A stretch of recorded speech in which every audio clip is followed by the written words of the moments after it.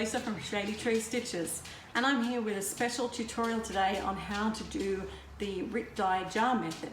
So I thought I would give you a quick look at the process I do to do my dyeing at Paddock Lane Designs fabrics, and hopefully it might inspire some of you to do some of your own as well. So the first step we have is that I pre-washed the fabric. So I have taken my fabric, I've cut it to size, I have overlock or serged around the edges of it, and then I just put it into a cold wash in the washing machine for a cycle, and it washes it, and it means that it's just slightly damp. Then what I do is I get these jars and I just get the fabric, scrunch it up and pop it in, pushing it down, because you want to sort of minimize the amount of air in between the different bits of fabric. And you can see that I've got a couple of different fabrics here. I've got a 28 count even weave. I've got 16, no I don't have 16. I have 14 and 18 count Aida. So I have different size pieces. So I just scrunch them up, pop them into the jars, and then I get ready to do the dye. Okay, so I like to do my mixing in boiling water. So my system is I just basically sprinkle a bit of dye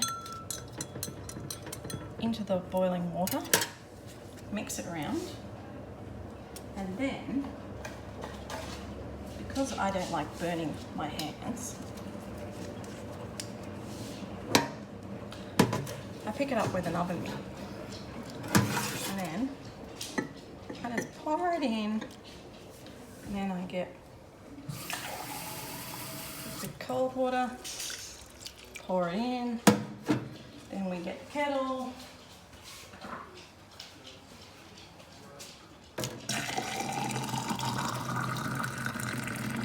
we decide, right, what do we want, the same colour again maybe.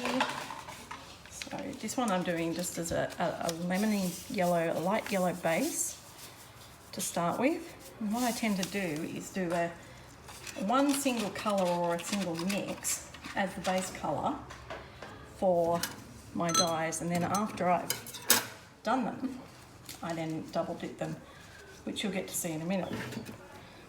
I just rotate it around, add this in, and then we'll just add some more water so that it's basically all covered in some of the water for the dye. Pop his lid on.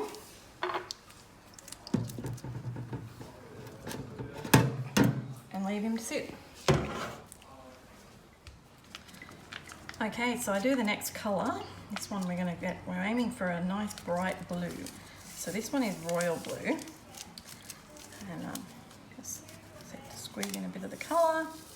I always seal my packets up after I've used them, and you'll also notice over here I've got the lids on the ones that I'm waiting to do, because I find that the powder flies everywhere around the room, and if you're doing a yellow dye or something, you don't want to have blue in it unless you want blue in it.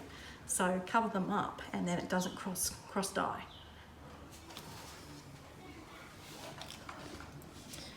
Alright. So we're going to add our bright blue. Now, we want a cloudy sky effect for this one. So I'm going to pour it in, but I'm going to instantly actually add the cold water without too much other dye, because we don't want that to be a really deep dyeing consistency. We want it to be paler. So we'll leave that one there, pop his lid on it, and move him to where he's going. The more colour you want, the deeper the amount of dye you use.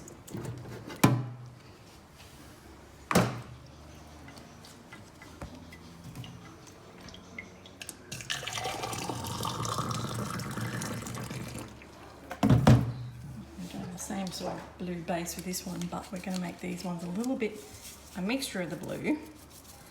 So what I do generally is I don't necessarily care about my fabrics coming out the same as each other. So I'm going to put a bit of this bright blue in the bottom, add some mixing water, and then add another blue through the top.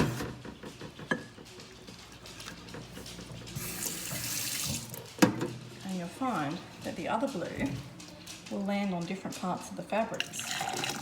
So you'll end up with, that's how you get a bit more of the mottly effect that everyone likes doing these dyes for. So this one I'm going to put a bit of denim blue with the royal blue and we'll see what that looks like. Denim blue comes out a bit more purpley. You'll notice I'm also doing it in stainless steel silk because the dye gets everywhere and it does at least wash off the thing.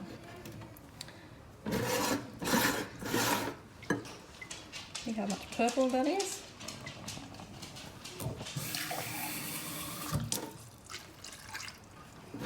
So I think we might put another batch of the bright on top because this is a bigger jar.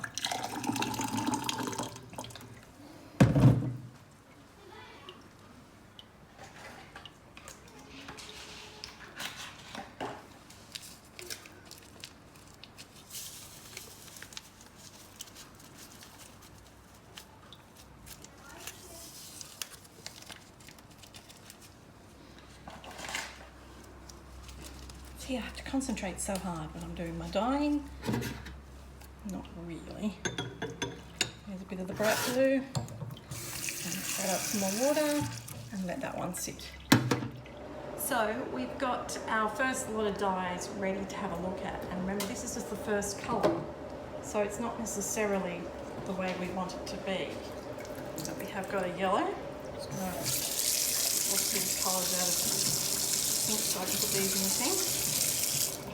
These were just the lemony yellow. And in particular, we were interested in these ones for us. We've got a particular idea in mind for them. So they've come out as quite a palely dyed lemony yellow. So the first thing we do now is wash out the excess dye.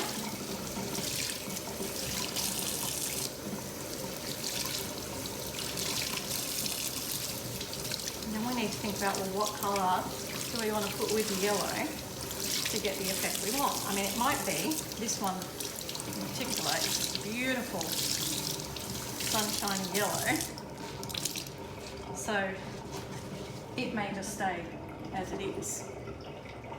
So that's what we're going to decide. So we will decide and show you what we've done in a minute. Okay, so I dipped this yellow one just in the leftover blue that we had just emptied out. And now look at it. So you have a beautiful piece of fabric just by using the leftover colour. Pretty nifty.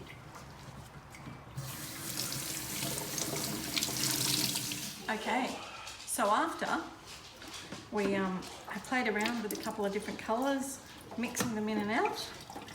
We see what we've got left with. Give them a good rinse. And then we pop them into my jar, which is somewhere over there. Yep. And pop them in the dryer. And then your dyeing is done.